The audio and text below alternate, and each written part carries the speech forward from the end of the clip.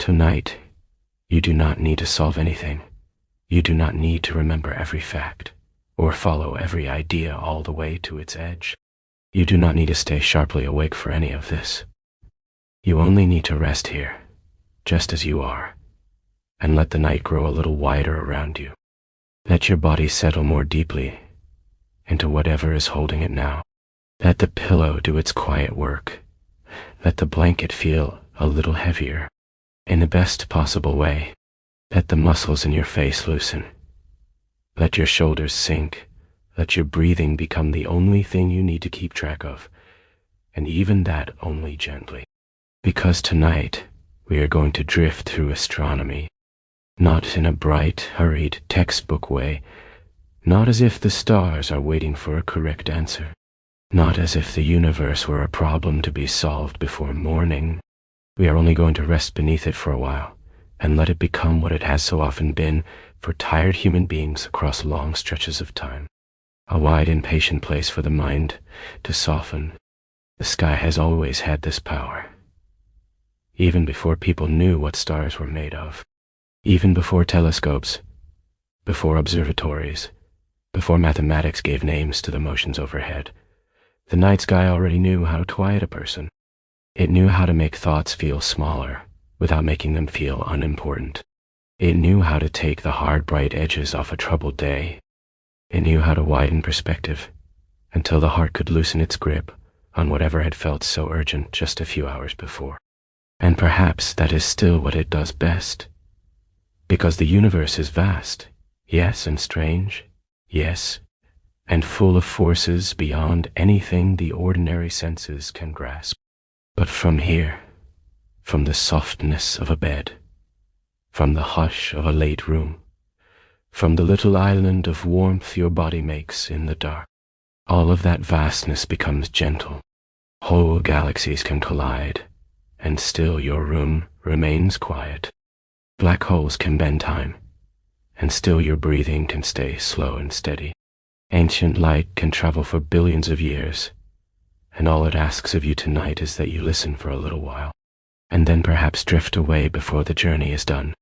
There is something deeply comforting in that. So much is happening beyond this room, beyond this roof, beyond the air and clouds and the turning earth itself, and none of it requires effort from you. The stars do not need your attention in order to shine. The moon does not need your permission to rise. The dark between galaxies does not ask you to understand it before you can rest beneath it. The universe is already continuing without your supervision. That can be such a relief. So if the day has left anything tangled in the mind, let the sky take some of that now. Let distance thin it out. Let scale soften it. Let the old, patient motions above remind you that not everything must be finished tonight. Not every thought needs a conclusion. Not every feeling needs a solution. Some things can simply drift, and that is how we will travel tonight. We will not rush from fact to fact, like someone hurrying through a museum before it closes. We will move slowly. We will let one image become another. We will let the quieter feelings matter as much as the ideas. We will let the science arrive in soft waves, not sharp points.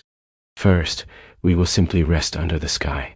Then we will notice how light travels from the past. Then we will wander toward stranger places, where gravity bends time, and the fabric of the universe itself can tremble. After that, we will move into the hidden parts of the cosmos, the invisible matter and the mysterious energy that shape more than we can see.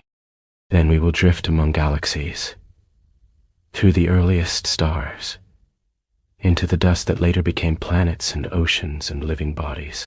And finally, we will return closer to home, to rings and moons and ice and tides, and the pale, familiar face of our own moon, until the whole story grows soft enough to dissolve into sleep.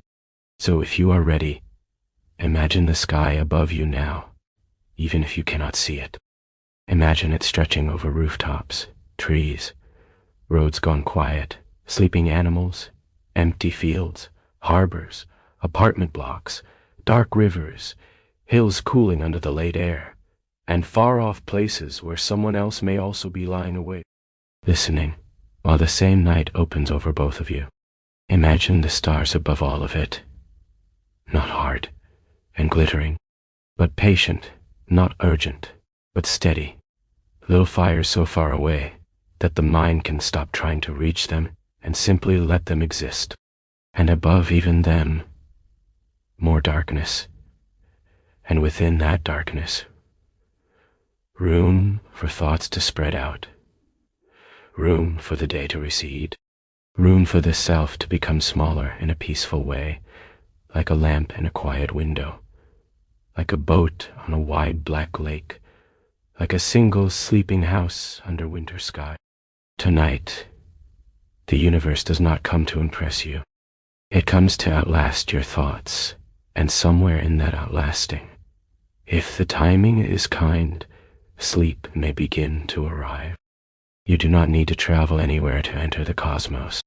That may be one of the most beautiful things about it. You can be in one room, on one bed, under one roof, and still be touching, through imagination and old light, something immense. Your body stays here, your mind loosens and drifts. That is enough. In fact, that is probably the gentlest way to do it. Let your body stay heavy now. Let the back of your head be fully supported. Let the weight of your legs sink into the surface beneath them. Let your hands unclench, even if only a little, and let your breathing settle into a slower rhythm. The kind that arrives when the day has finally stopped asking questions. There's a quiet gravity in ordinary comfort. The mattress beneath you, the pillow under your cheek, the blanket across your chest, the darkness in the room, the low hum of a house, or the distant murmur of a city. All of it is already doing something soft and ancient. It is making a nest around your awareness. It is telling the nervous system that for now, in this hour, there is nothing to chase. That is a wonderful state in which to meet the universe. Because at night, space changes character. During the day, the mind can imagine it as cold, empty, abstract, severe. It can think of measurements and equations, of hostile temperatures and lifeless distances. But at night, especially when one is tired, space becomes something else. It becomes a dark, floating place where silence feels natural. A place where distance does not feel lonely so much as spacious. A place where there is finally enough room for thought to stop pressing against itself. And perhaps sleep is a little like that too. A widening, a loosening, a gradual surrender of the need to keep everything organized.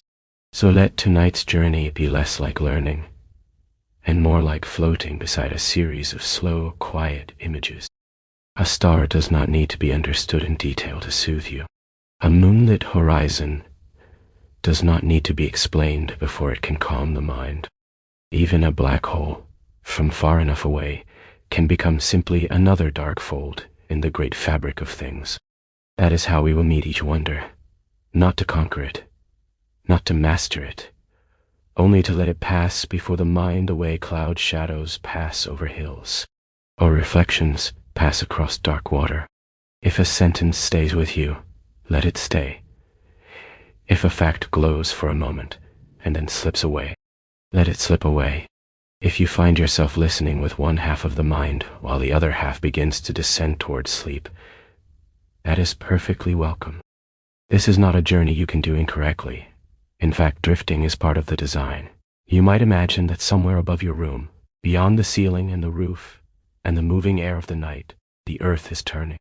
Not dramatically, not in a way you can feel, just steadily, carrying seas and forests and cities and mountains through the dark, carrying you with it, carrying the whole sleeping side of the planet, beneath stars that have watched oceans rise and continents shift and countless generations close their eyes under the same sky.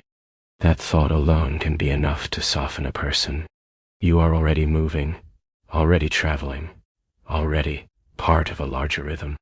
And so, without effort, the room begins to feel less like a closed place and more like a small shelter under a great open dome.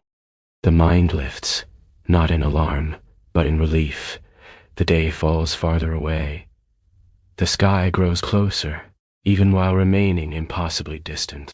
That is one of the paradoxes of astronomy. The farther things are, the more they can calm us, perhaps because our ordinary worries cannot survive unchanged in the presence of such scale. A message, an errand, a mistake, a conversation. All of these belong to the small weather of a single day. The stars belong to older weather. Slower weather, weather measured in ages, in orbits, in the patient crossing of light from one end of darkness to another. So tonight, let the mind begin to speak in that slower weather.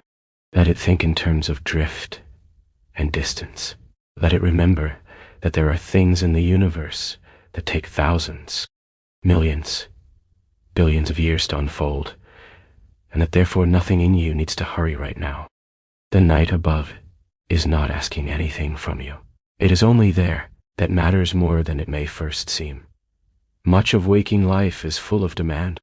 The phone glows, the clock instructs, messages wait, plans tug, thoughts sharpen themselves into lists, into corrections, into unfinished loops.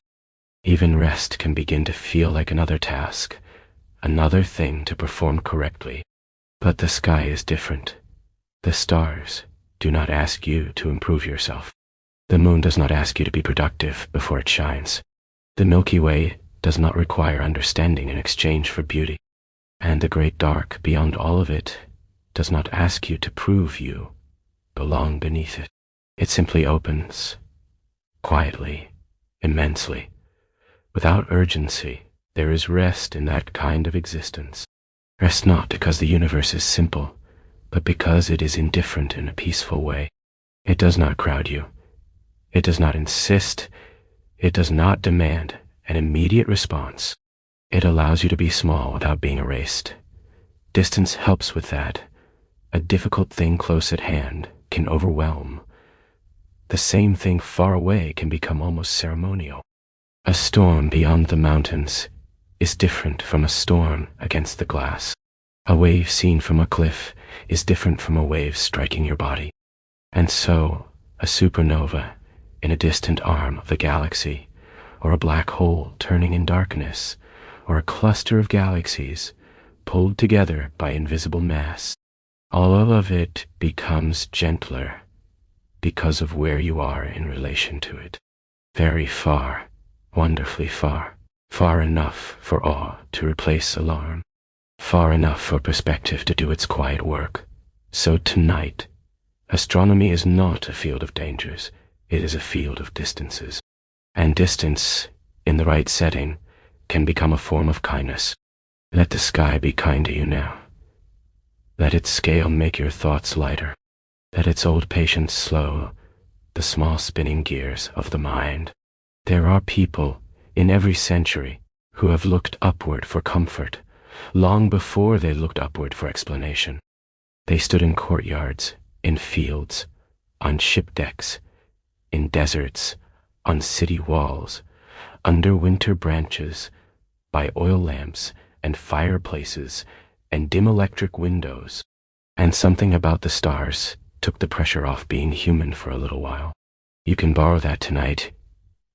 You do not need the names of constellations. You do not need the equations of motion. You do not need to understand where the universe came from or how it will end. You only need to let the sky be larger than what has been circling in your mind.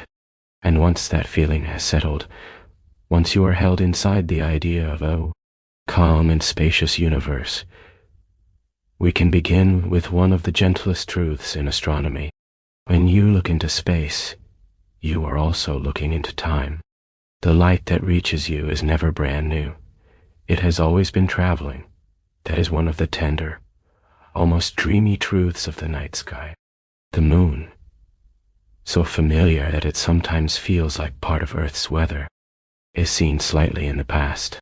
Its light takes a little over a second to cross the space between lunar surface and human eye, so even moonlight is an old message by the time it arrives, though only just. Sunlight is older still. The warmth of a bright morning began its journey about 8 minutes before it touched your face or a rooftop or a patch of grass. 8 minutes crossing the darkness between star and planet. 8 minutes of quiet travel. Already there is something soothing in that. Nothing arrives instantly. Even light takes its time. And beyond the sun, the distances deepen. The nearest stars are so far away that their light must travel for years. A star 10 light years away is seen as it was 10 years ago. A star 100 light years away arrives from a century in the past. When you look upward, you are not simply seeing what is there. You are seeing what was there when the light left. The sky is not a perfect present tense. It is a layered history of arrivals that changes the feeling of stargazing. The stars become less like decorations and more like letters in transit. Some were written recently, in cosmic terms. Some were written long before your grandparents were born. Some, farther still, left their source before human civilization had found its current shapes and names. And once you look beyond individual stars, the idea grows even more beautiful. Nebulae, clusters, galaxies, all of them are seen through delays. The farther away they are, the older the image becomes. A galaxy millions of light years away shows you itself from millions of years ago. A galaxy billions of light years away sends you light that began its journey before Earth were anything like its present face. The sky is an archive, a museum made of darkness and survival, a place where light from old events continues to cross immense spaces and arrive gently in the present. Telescopes, then, are not only instruments for looking far, they are instruments for looking back. They collect ancient light. They turn distance into history. They allow us to witness regions of the universe, not as they are now, whatever now means across such scale, but as they once were when their signals began their long voyage. This is why astronomy can feel like time travel without motion. One lies still, and yet the mind is carried backward through ages. It sees stars still forming in distant nurseries. It sees galaxies younger than the Milky Way is now. It sees the cosmos in earlier chapters, as if the whole universe were a book opened at many pages at once. And perhaps the quietest part of this truth is that the sky does not hurry its stories. It lets them arrive slowly. A beam of light may leave some far-off star, pass through cold, empty regions for centuries, or millennia, or millions of years. Avoid dust clouds, cross the fields between spiral arms, travel on while species rise and vanish on planets it will never know, and finally touch the eye of a sleepless creature lying in a dark room on Earth. What a long and patient meeting that is, old light and a tired mind. A message sent before your concerns existed, arriving right on time for your rest. Sometimes it means that what you see no longer exists in quite the same form. A distant star might have changed, dimmed, collapsed, or exploded, and yet its earlier light can still continue toward us, steady as ever. The night sky may contain ghosts in this sense, not frightening ones, but luminous remnants of what once was. The heavens are full of memory carried by light that gives the sky a softness that daytime rarely allows. Things can be gone and still beautiful. Things can be past and still arriving. Time can separate source from signal, and yet the signal remains enough to fill the dark with meaning. Imagine that now as you rest. Imagine every point of light above you as something already traveling. Some signals barely a moment old, some years old, some older than nations, some older than the species that now looks up to receive them. All of it moving through blackness with perfect patience, all of it arriving without noise, all of it asking for nothing except perhaps a little quiet in return. And once the mind has accepted that the sky is full of old light, it becomes easier to accept another strangeness too. There are places in the universe where time itself does not pass in the simple, even way we once assumed. There are places where gravity becomes so deep that the ordinary flow of reality begins to bend. Black holes have a way of sounding harsh when first described. The name is dark. The imagery can seem severe. Popular imagination turns them into monsters, concrete traps at the ends of all things. But from very far away, from the safe distance of a calm night and a tired mind, a black hole can be thought of more gently. It is a deep place, a fold in the universe, a region where gravity has gathered so completely that the usual rules become fluid. Many black holes begin with massive stars. For millions of years, a large star lives by balance. Inside its core, fusion pushes outward, gravity presses inward. The two forces meet in a long, bright agreement, and the star shines. But agreements in nature do not last forever. Fuel changes, pressure shifts, the outward support weakens. Gravity, which has been waiting all along, draws the star inward. Sometimes the result is a neutron star, a small dense remnant with extraordinary properties. But sometimes the collapse continues still farther, to a point where the mass is packed into such a deep curvature of space-time that not even light can follow a path back out. That is a black hole. Around it lies the event horizon, often described as the point of no return. But tonight, it helps to imagine it less as a sharp border and more as a threshold in the dark, where the inward slope of space becomes so complete that every path leads deeper. Not because the black hole reaches out in violence, not because it sucks everything around it like a giant drain, but because the geometry of the universe itself is so bent in that region that escape no longer makes sense.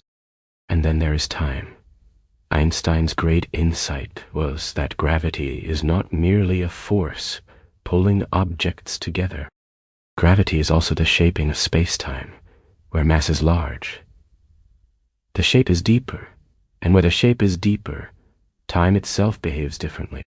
Near very massive objects, clocks run more slowly relative to clocks farther away. Near a black hole, this effect becomes extreme to a distant observer. Something falling toward the event horizon seems to slow. Its light grows redder, dimmer, more stretched. It appears to linger, to hover, to fade at the edge, yet to the falling traveler, time feels ordinary. The crossing happens. The inward motion continues. Two different experiences emerge from the same event, depending on where one stands. It is difficult to picture, which is one reason it can feel so mesmerizing. The universe is telling us, quietly but firmly, that reality is not arranged around human intuition. Time is not one simple river flowing the same way for all who dwell in it. It can stretch, it can slow, it can diverge, and yet, when heard at night, even that truth becomes soothing, because it reminds the mind that the world is wider than its habits, feeder than clocks, wider than the daily sense of rushing from one hour to the next. Near a black hole, later and sooner lose their neat edges. The universe becomes strange in a velvety way. Matter falling toward a black hole often forms a disk spiraling inward, heating as friction and gravity work together. So the surroundings of a black hole can shine brilliantly. The darkest center can wear a ring of fierce light. This too feels gentle in its own way. The hidden thing does not appear alone. It is wrapped in motion, in glow, in the visible effort of matter approaching mystery.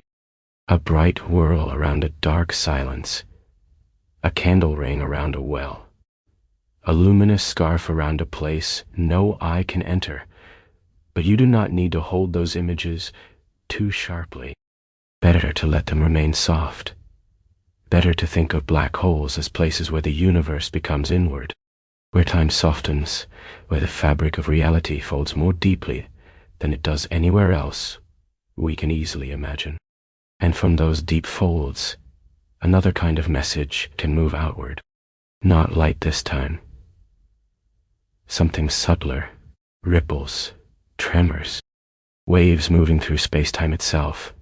For most of human history, the universe reached us through light. The eye, and later the telescope, caught brightness from the moon, the sun, stars, comets, nebulae, galaxies. We learned to read color and motion. We watched shadows, phases, transits, flares. We became, in a sense, listeners through the eyes, but the universe had another language all along, a lower, quieter language, one not made of light, but of motion in the fabric of reality itself. These are gravitational waves. When very massive objects move in especially powerful ways, they can disturb space-time and send those disturbances outward. Two black holes circling each other more and more quickly. Two knowing stars spiraling together in a tightening dance. The massive bodies move. Space-time responds, and ripples travel away at the speed of light. By the time those ripples reach Earth, they are astonishingly faint. They stretch and squeeze space by amounts so tiny that they are almost beyond imagination, smaller than the width of a proton when measured across great instruments. A colossal cosmic event arrives, not as noise or flash, but as something delicate enough to require tremendous patience to detect. There is something deeply beautiful in that enormous violence becoming a whisper, a merger of black holes billions of light years away reaching us as the slightest shiver. In 2015, humanity detected such waves directly for the first time. We had built instruments sensitive enough to hear the universe in a new way. On a small planet around an ordinary star, in a quiet corner of one galaxy among many, a species made of stardust had learned to notice the faint trembling of space-time itself. That is a lovely image to rest with, not because it is triumphant in a loud way, but because it is so gentle. The species did not seize the universe. It listened more carefully. Gravitational waves pass through matter almost unhindered. Dust does not stop them. Gas does not blur them. They travel through galaxies, through empty regions, through stars, through planets, through bodies. They move like patient memory through everything. If light is one way the universe tells its story, gravitational waves are another. Light says, something shone. Waves say, something moved. Light reveals brightness. Waves reveal rhythm.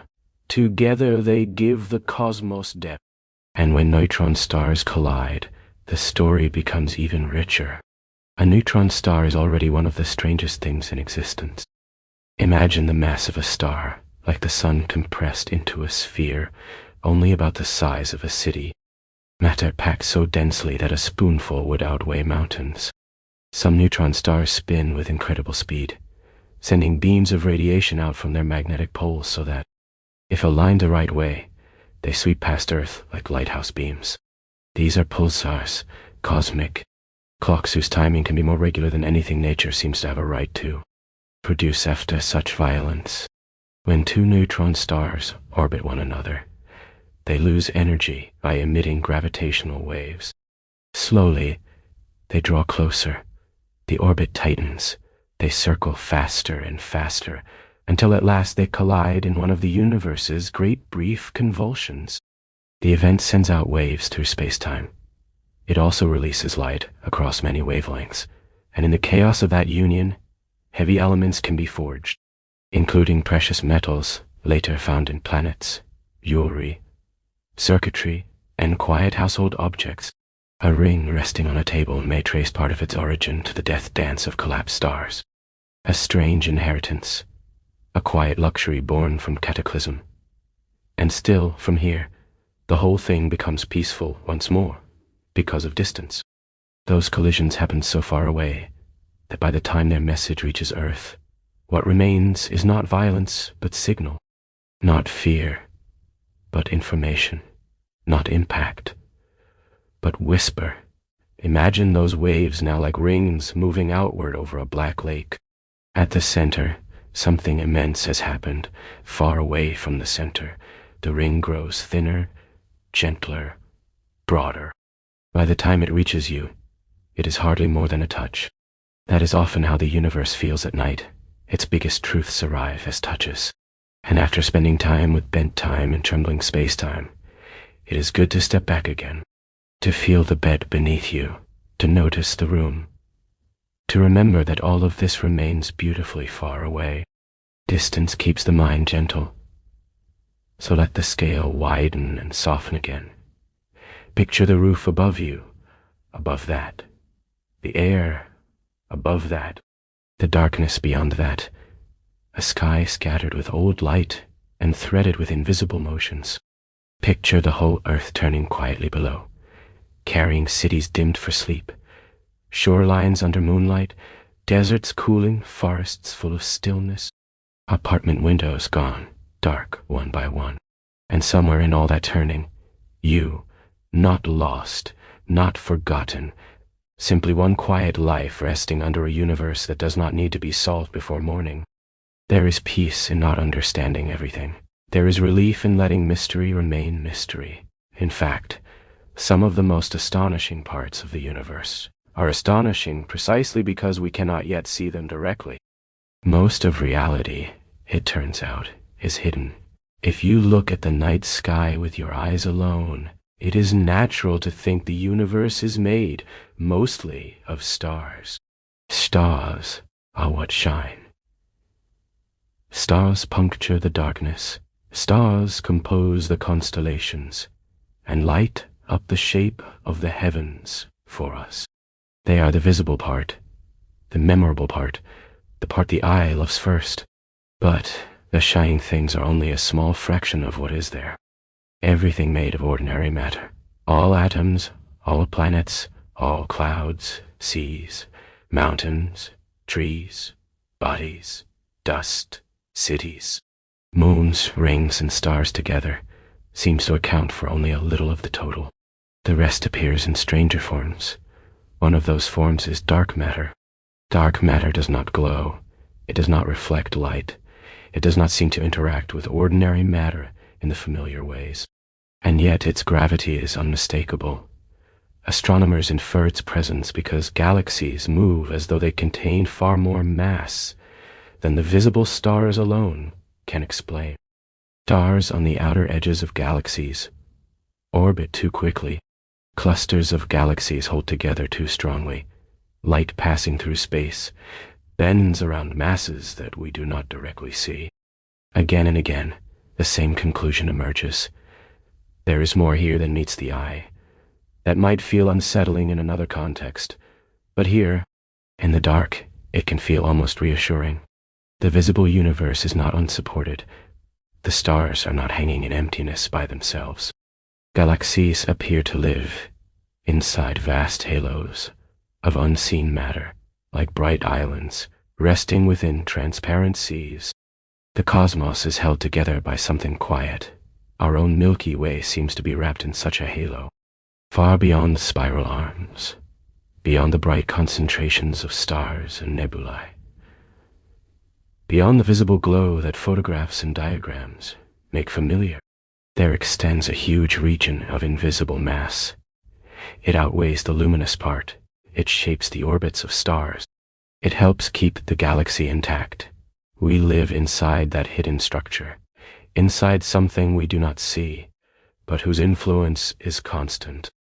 There is a strange comfort in that. Much of life is spent attending to surfaces, to what can be named, shown, and touched. But the universe reminds us that support can be invisible. Foundations can be unseen. The brightest things may depend on what never draws attention to itself. Dark matter, then, can be imagined almost like scaffolding in the dark, or roots beneath a forest, or deep currents under a calm surface. It does not speak loudly. It does not glitter. It simply helps shape what does. And even its name, heard the right hour, sounds less threatening than intimate. Dark matter. Not black. Not void. Not nothing. Dark, as night is dark. As closed eyes are dark. As a quiet room is dark. A softness rather than an absence. A hiddenness rather than a negation. Scientists have tried to detect dark matter directly, building experiments underground, beneath mountains, inside shielded spaces where faint signs might be noticed. So far, it has remained elusive, present in effect, shy in detail, a major part of the universe that still prefers not to reveal its face completely.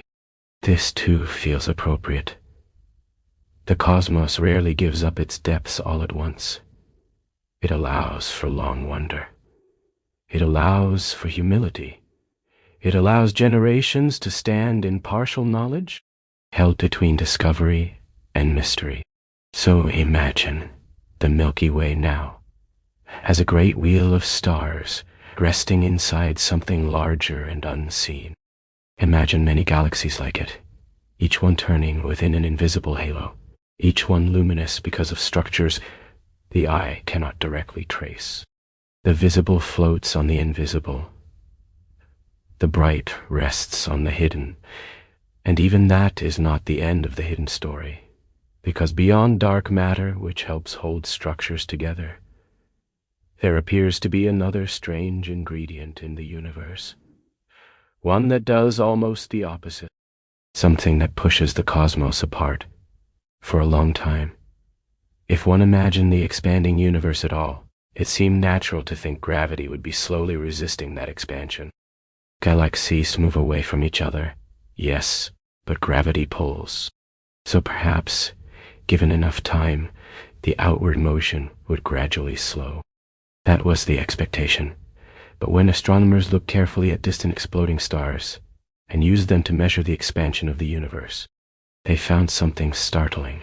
The expansion was not slowing, it was accelerating. Galaxies were not merely drifting apart. They were receding faster and faster, as though space itself were stretching more insistently over time. The name given to whatever drives this effect is dark energy. Again, the name is simple. The reality remains deeply mysterious. Dark energy may be a property of space itself. It may be woven into the vacuum. It may arise from something in our theories, not yet fully understood. But whatever its deeper identity, its effect seems profound. On the largest scales, it helps determine the future of the universe. Still, there is a soft way to hold this in the mind.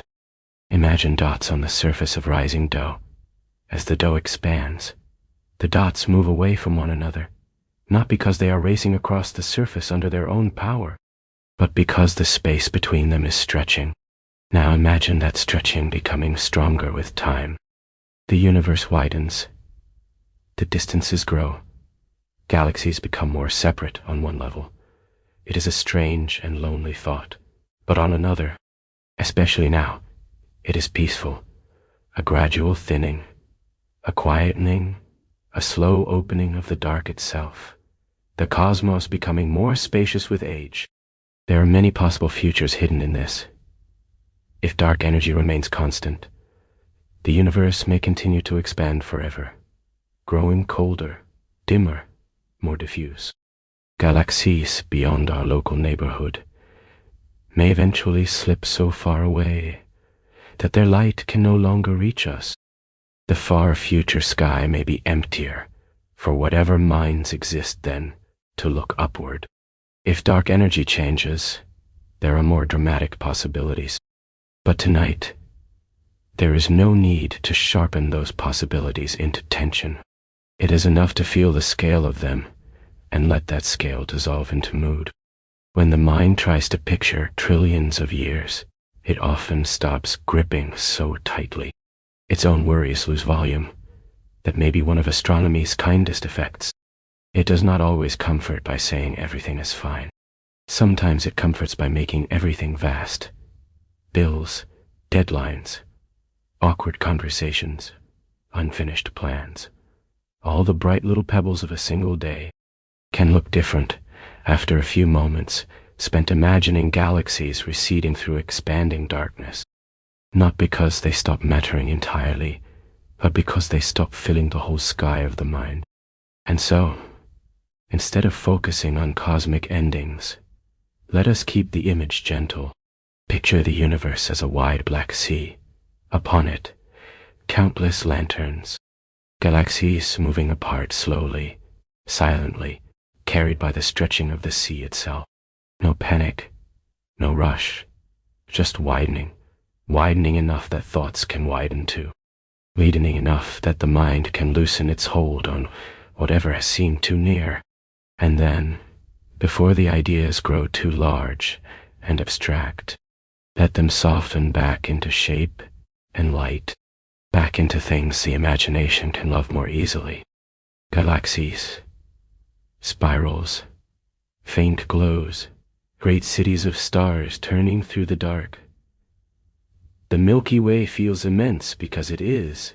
It contains hundreds of billions of stars, along with clouds of gas and dust, old star remnants, black holes, planets, wandering comets, and long dark lanes where interstellar dust obscures the light behind it.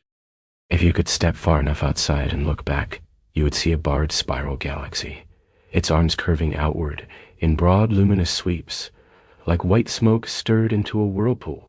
And still, the Milky Way is not unusual in being large. The observable universe contains more galaxies than the mind enjoys trying to count. Some are small and faint.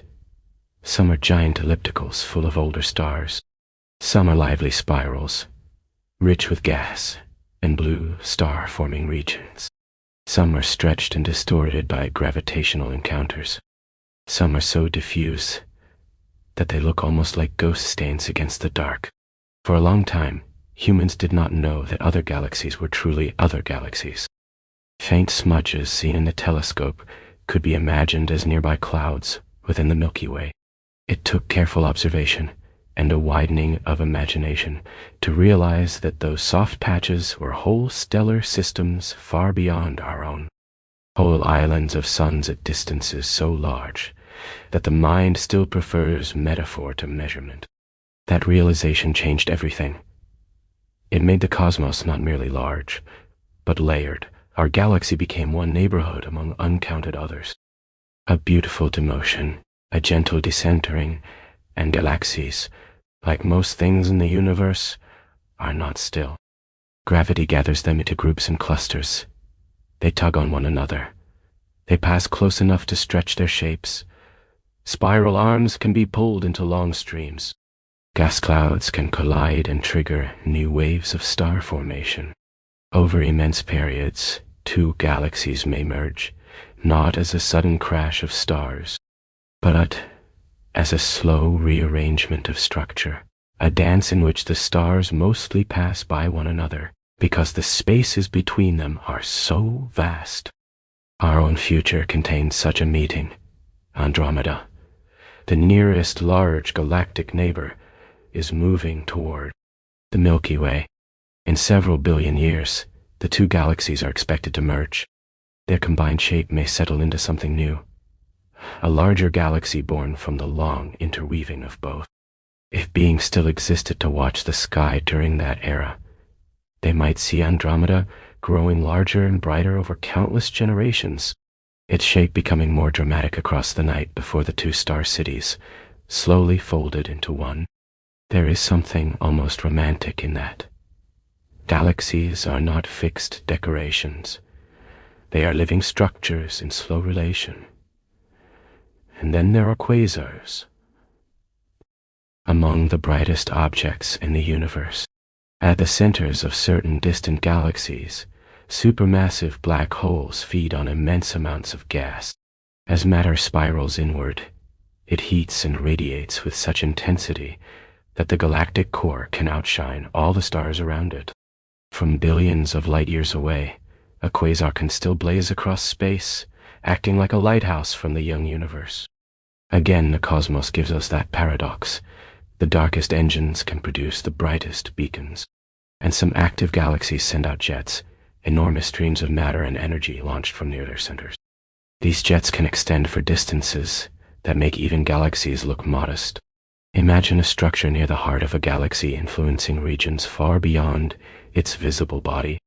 The scale is almost too much for the ordinary mind, and perhaps that is why it becomes soothing. There is no room left for small worries in such pictures. Only shape and motion remain. Not all galaxies are dramatic in that way. Some are quiet and faint, barely gathering enough starlight to distinguish themselves from the background. Some seem held together almost entirely by dark matter. Others challenge expectations in subtler ways. The universe does not prefer one style of grandeur. It allows brightness and faintness, violence and calm, density and dispersion. On the largest scales, galaxies form a cosmic web, with clusters and filaments spanning vast regions and enormous voids in between. Matter is not scattered randomly. It is woven. The universe has architecture. It has tension and spacing and deep design, though not one arranged for human comfort. Even so, there is serenity in that woven quality. It suggests relation, pattern, a hidden order broad enough to hold chaos within it. And still, inside all of those vast structures, stars remain the intimate workers of the cosmos. They burn, they fuse, they transform, they shine for ages or flash, briefly and fade. They make the chemical richness from which planets seize. Bodies and sleeping minds eventually arise. So after galaxies, it feels natural to return to stars, to ask not only how the universe is arranged, but how it became capable of making anything familiar at all. The early universe was simpler than the one we know now. Not simpler in scale, of course. It was already immense in becoming, but simpler in composition.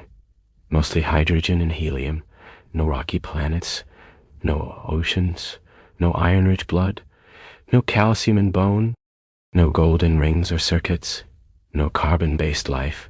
The chemistry of familiarity had not yet been written. Then came the first stars. In a young cosmos, gas gathered under gravity, without heavier elements to help cool the clouds. Some of the earliest stars may have grown enormous, far larger than our sun, burning with fierce brilliance and living short, intense lives.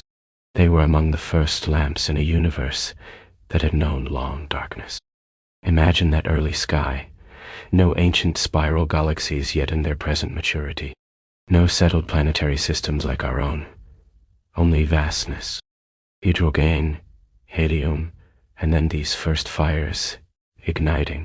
Brief giants. The first furnaces. The first great acts of cosmic transformation. Because stars do more than shine. They change matter within their cores. Hydrogen fuses into helium in more massive stars. Fusion continues onward, building heavier elements. Carbon, oxygen, neon, silicon, and eventually, in the most massive stars, iron. But iron marks a kind of limit. Fusion beyond that no longer supports the star in the same helpful way. Collapse follows, and collapse can lead to supernova, one of the great redistributions in nature. When stars de-ensuche explosions, they scatter the elements they forged into surrounding space. Their deaths enrich the cosmos. Future clouds of gas no longer begin from the pristine simplicity of hydrogen and helium alone. They begin with inheritance. They begin with ash, with memory, with the products of earlier stellar lives. This is how the universe learned complexity. This is how it made the conditions for planets. This is how it eventually made chemistry rich enough for oceans and cells and breath. There's a phrase people often use. that we are made of stardust. It can sound poetic in a loose way, but it is also physically true. The carbon in living tissue, the oxygen you inhale, the calcium in bone, the iron in blood, all of it was forged in stars or in violent cosmic events tied to stellar death. Some heavier elements may come from neutron star mergers. The universe made them in furnaces and collisions. Much later, they became bodies that is an astonishing tenderness hidden inside a cosmic scale. A star burns and dies. A cloud forms. A planet cools. Water gathers. Life emerges. A person lies awake one night, listening to a story about the heavens, while the same elements that once belonged to ancient fire now rest quietly in skin and breath and bone. You are not separate from the universe you are imagining. You are one of its later arrangements. This is not merely metaphor. It is lineage. It is inheritance at the level of matter itself. No wonder the sky can feel strangely familiar, even when it is beyond understanding. Perhaps some part of the mind recognizes that the distance above is also, in a deeper way, the history within. A star is not your ancestor in the ordinary human sense, but the elements in you are older than humanity, older than Earth, older than oceans, old enough to have crossed through stellar cores and explosions before being gathered into a body capable of lying down in the dark and feeling peace. That can be a profound comfort before sleep. It means you do not need to invent your belonging. You were assembled from it, and after drifting through such immense ancestry, it feels good to move nearer again, to leave the earliest stars and the long chemistry of deep time, and wander into the quieter, more textured wonders of our own solar system. Because nearby worlds can be strange in softer ways. They wear their mysteries in ice and ring light and pale atmospheres. They turn under dim sun. They hold hidden oceans. They drift in a cold that feels almost like silence made visible. Take Saturn. Even in a small telescope, Saturn looks too elegant to be entirely real. Its rings lift it out of ordinary planetary expectation and turn it into something ornamental, almost delicate. Yet those rings are made of countless particles of ice and rock, each one orbiting within a vast, flat system that may be younger than the planet itself. They are not solid. They are innumerable separate bodies moving in patient agreement. A ring is a crowd pretending to be a shape, and from far away, the crowd becomes beauty. The rings gleam because of sunlight on ice. Their brightness and the black around Saturn gives them a quiet, ceremonial quality. They seem eternal, though they are not. Material is slowly lost. The ring system changes over time. Like so many beautiful things in the universe, it is temporary on the deepest scales. There is something soothing in that too. Beauty does not need to be permanent in order to be complete. Then there is Europa, one of Jupiter's moons. Its surface a pale shell of cracked ice. Beneath that frozen crust may lie a global ocean of liquid water, kept from freezing solid by the tidal flexing caused by Jupiter's enormous gravitational pull. The moon is stretched and squeezed as it orbits, and the generated heat may keep the inner water moving in darkness below the ice. An ocean hidden from sunlight, an ocean no wind disturbs, an ocean beneath a roof of cold blue-white ice. Few images in astronomy feel more dreamlike than that. Titan, Saturn's large moon, offers a different dream. It has lakes and rivers on its surface, but they are not made of water. Titan is so cold that methane and ethane can exist there as liquid. It has a thick atmosphere, orange with haze, and weather of a sort. Clouds form, rain falls, channels are carved. It is, in some ways, a distant mirror of Earth, but written in another chemistry, a world that feels strangely familiar and deeply alien at once.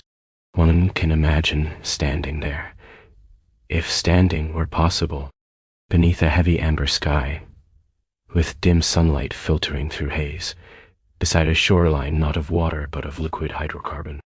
The scene would be silent, slow, and eerily calm. Enceladus, a smaller moon of Saturn, carries another kind of wonder. Beneath its icy crust lies a global ocean, and from cracks near its south pole, plumes of water vapor and ice erupt into space. A tiny moon releasing geysers into the dark.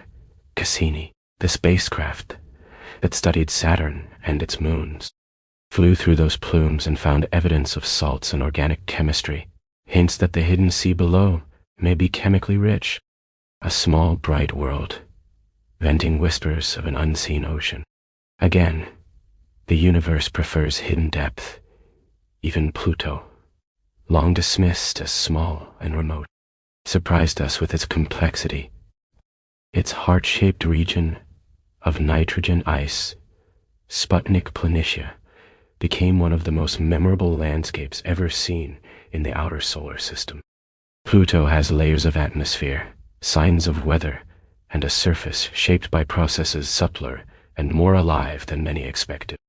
Even at the edges of the sun's influence, the world can still be active, still changing, still full of soft surprise. Triton, Neptune's large moon, orbits backward compared to the planet's rotation, suggesting it may be a captured object from the outer reaches beyond Neptune. It too shows signs of activity, with a cold surface, thin atmosphere, and strange nitrogen plume. Its very orbit tells a story of capture and rearrangement, a reminder that the solar system was not assembled in perfect stillness. It was shaped by motion, by interaction, by long quiet upheavals. What all these worlds share, perhaps, is mood. Ice, haze, dim light, slow geology, orbit after orbit after orbit. They do not feel loud. They do not feel hurried. They invite the imagination to move gently. And this is why the solar system is such fertile ground for sleep. Its wonders are often tactile rather than explosive. You can feel them. Frost on a plain, rings of ice around a gas giant. A hidden sea under cracked crust, methane rain beneath an orange sky. Tiny plumes rising into blackness. The colors are soft, the motions are patient, the distances, though large, are still close enough to picture without strain. As the journey continues, the universe begins to feel less like a set of separate facts and more like one long, quiet unfolding. Large things and small things echo each other. Hidden oceans echo hidden halos. Ring systems echo spiral arms, old light echoes, old matter inside the body. The farther we go, the more everything seems to belong to one slow pattern. And from these outer worlds, it feels natural to drift toward homeward companions. To the moon, to comets, to asteroids, to the smaller bodies that carry the memory of the solar system's early days. The moon is so familiar that it is easy to stop seeing how strange it really is. A world close enough to raise tides and light winter fields. A body large enough to shape myth, calendars, rituals, poems, and sleep itself. It hangs above roofs and trees with such steady recurrence that one can forget it. It is another world entirely, covered in craters and ancient plains, airless and silent, circling Earth with patient loyalty. The leading idea for its origin begins with violence. Long ago, when the solar system was young, a body about the size of Mars may have struck the early Earth. The impact was enormous. Rock was vaporized. Debris was thrown into orbit. Over time, that debris gathered into the moon. A terrible beginning. A beautiful result. This is another pattern the cosmos seems fond of. The moon later became more than a companion. Its gravity helps stabilize Earth's tilt, softening the chaos that might otherwise affect long-term climate. It raises the tides, drawing the seas into regular motion.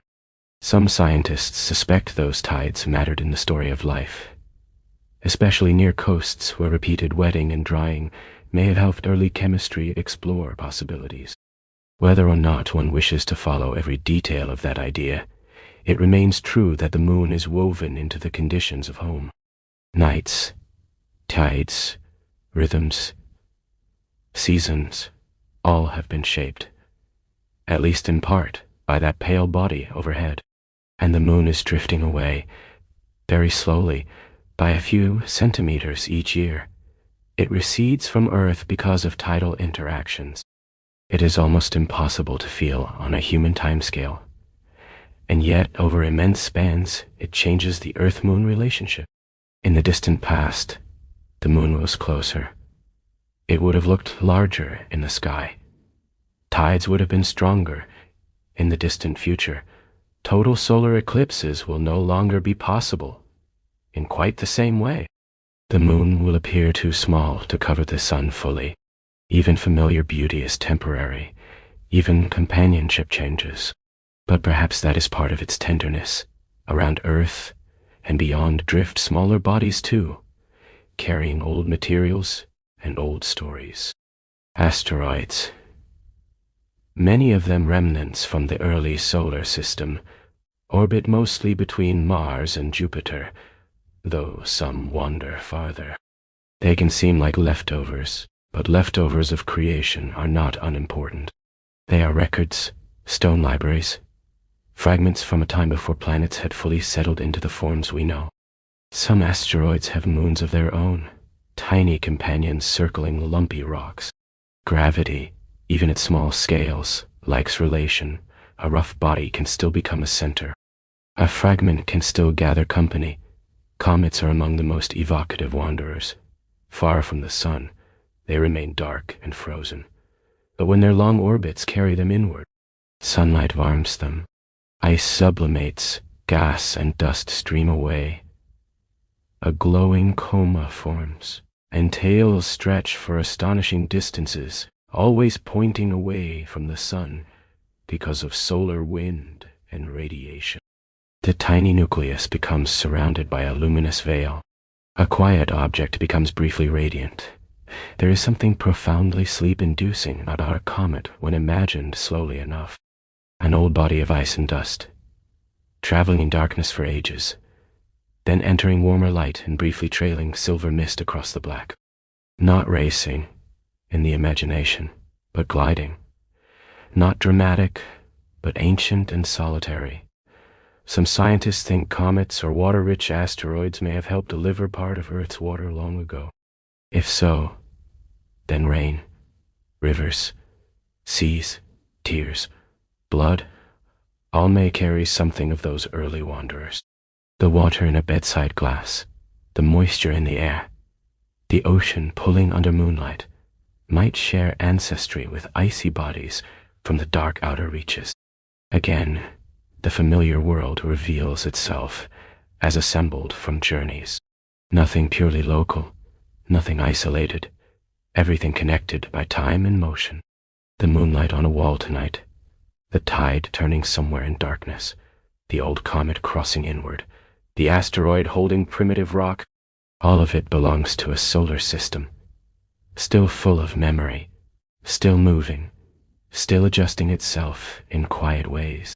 And now, after galaxies and first stars and invisible matter and ocean moons and the pale companion of Earth, the journey begins to gather itself, not to close sharply, not to end in a bright conclusion, only to soften, to return, to become less about information and more about feeling. We began beneath a sky larger than thought, and perhaps by now, the thoughts really have grown smaller. The day may feel farther away. The mind may no longer be holding itself so tightly. The room may feel more peaceful, not because anything changed inside it, but because the scale around it changed in you. That is one of the quiet gifts of astronomy. It does not solve the day. It outscales it. Tonight, we have wandered through old light crossing impossible distances. We have let stars become messages from the past, arriving after long patient travel. We have drifted toward black holes, where time loosens and space folds inward. We have listened for gravitational waves, those faint whispers of colliding remnants moving through the fabric of reality itself. We have imagined dark matter, the hidden structure holding galaxies together, and dark energy, the mysterious widening that stretches the cosmos ever farther. We have moved through galaxies and clusters and quasars, through the woven architecture of the universe. We have returned to the first stars, the great furnaces that began teaching the cosmos complexity. We have followed that complexity into dust, into planets, into oceans, into living bodies. We have wandered through Saturn's rings, Europa's hidden sea, Titan's methane lakes, Enceladus's plumes, Pluto's pale heart, Triton's backward orbit. We have come back near Earth, to the moon and its tides, to comets and asteroids, to the small drifting bodies that still remember the solar system's youth. And through it all, one quiet truth has remained. You belong to this story, not as yet an outsider watching from beyond it, not as a visitor to some separate realm called space, but as one brief, gentle arrangement of the same matter. The carbon in you, the oxygen, the calcium, the iron, all of it belongs to the same long unfolding we have been drifting through. The sky above and the body below are not strangers.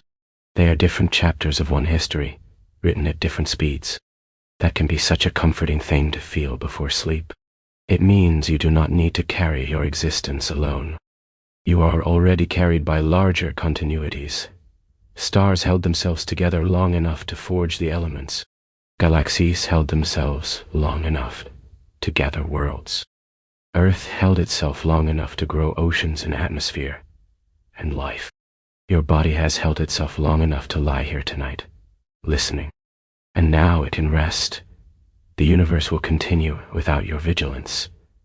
The moon will continue its patient pull on the sea. The galaxies will continue to drift. Old light will continue to arrive. Hidden matter will continue to shape the stars. Ice moons will continue orbiting in darkness. None of it requires you to stay awake. So let whatever thoughts remain begin to thin out now. If one image stays, let it stay softly. Perhaps a field under stars. Perhaps moonlight on water. Perhaps Saturn with its pale rings. Perhaps the idea of old light moving across darkness, like something tender and endless. Let it remain only as long as it wants to remain. You do not need to hold onto the whole journey. You do not need to remember it in order. You do not need to keep the mind bright for another minute. In fact, the best way to end this kind of voyage is not with a conclusion, but with a fading, a slow dimming, a gentle widening of silence between thoughts. Imagine the sky once more above the sleeping earth, above roofs and roads and trees, above coastlines where the sea moves in dark silver under the moon, above clouds drifting over mountains, above cities with their last few windows lit, above every quiet room where someone may be listening and slowly slipping away from the words. Imagine the stars above all of that, not close enough to disturb, not sharp enough to wake the mind, only steady enough to outlast it. Imagine old light continuing to cross space toward futures. It cannot know. Imagine the planets moving in their patient order. Imagine hidden oceans under ice. Imagine comets far away in the dark, turning slowly back toward the sun across uncounted years. Imagine the Milky Way as a wide, luminous river. No eye on earth can fully take in at once. And then let even those images grow fainter, farther, softer. Let them recede the way the day has receded. Let them become like lanterns seen across water at night. Still there, but no longer asking to be followed. You are here. You are warm enough. You are safe enough. The bed is holding you. The room is quiet. The night is wider than your thoughts. And somewhere above this quiet little human shelter, The universe goes on in silence, ancient and immense and in no hurry at all. So there is no hurry here either. No need to arrive anywhere. No need to finish every thought. No need to remain awake for the last sentence. You can let the words thin now. You can let them darken into distance. You can let them become as faint as starlight near the edge of sight. And if sleep is close, let it come the way old light comes, quietly, after a long journey, without effort, without sound, only arriving at last through the dark.